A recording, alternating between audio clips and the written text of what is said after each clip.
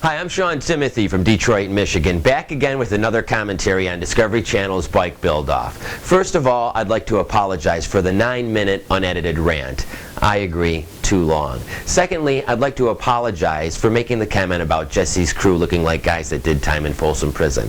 I don't really know what I was thinking about, but in my defense, after watching past Jesse James clips and listening to Jesse babble on about himself on the Bike Build-Off, that's enough to make anyone's brain melt. Now, the guys that ran to Jesse's aid to help him put his bike together after he bragged about being creator of the universe and doing everything himself were from Austin Speed Shop, of which Jesse is co-owner of. So who better to come to your aid? Not to mention, it was a good opportunity to plug your own shop. Now let's get back to the Bike Build-Off, and we're going to review the rivals and their bikes in reverse order, starting from last place to first place. In last place, we have Paul Sr., who really didn't even try or give a crap about the competition in the first place, and he made that perfectly clear from the start. Now, you see, Paul Sr. has the view or the opinion that most of the fans watching the show have a negative opinion of him anyway, and therefore he figured he didn't have a chance to win at all, which is kind of a self-fulfilling prophecy, especially when you don't even try. Paul Sr. basically threw the competition over to Jesse James, and in typical Paul Sr. fashion, he totally dismissed and undermined his own son's talent and ability as a force to be reckoned with. Now, I like Senior even maybe a tad bit more than Junior, and I definitely like Paul Sr. better than Jesse All-Talk James. And now for his bike. Everyone agrees it wasn't a bike, it was a machine. Now it looked cool, it was futuristic, it had electric motors, and it looked like it would be fun to do some off-roading with, but it was basically a snowmobile with flamethrowers. I guess Senior had to pick up the machismo after building the My Little Pony bike. Again, it just goes to show you Paul Sr.'s bad decision making, first with the My Little Pony bike, and then picking a bad time to get creatively edgy in a bike building competition where he had free reign to do whatever he wanted to, yet he blew it off. And yet he still continues to poke jabs at his own son and his son's ability to make a name for himself and thrive in the bike building industry. Gee, I wonder why the public may view Senior in a bad light, especially when this drama is played out over a national audience. Now we go to the second place winner, Jesse James.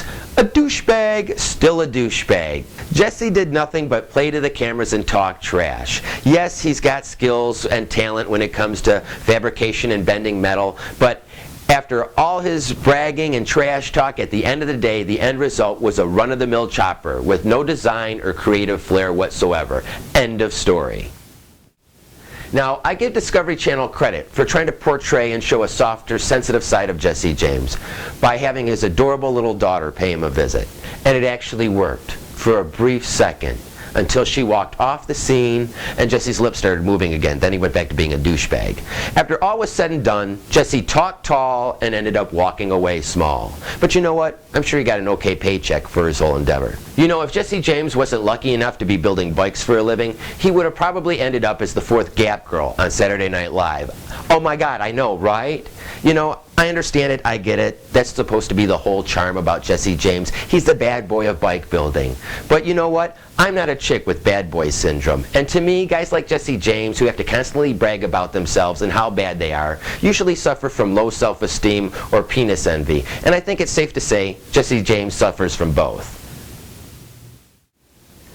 And now we have the winner of Discovery Channel's Bike Build-Off, Paul Jr., who stayed true to what he does. And I wouldn't say that's building over-the-top theme bikes, but yet somebody who has the ability to take a concept and a vision out of something inanimate and bring it to life, and the ability to make it happen.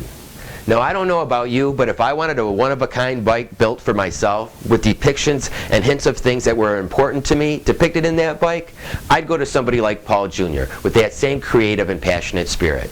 Not some old grouchy guy that doesn't give a crap after being in the business for 30 or so years, and I definitely wouldn't go to some ignorant, egotistical idiot like Jesse James. In the end, everybody got what they deserved, and Discovery Channel got what they wanted, a boost in ratings. I'm Sean Timothy from Detroit, Michigan. That's my opinion. I'm sure I'll hear yours.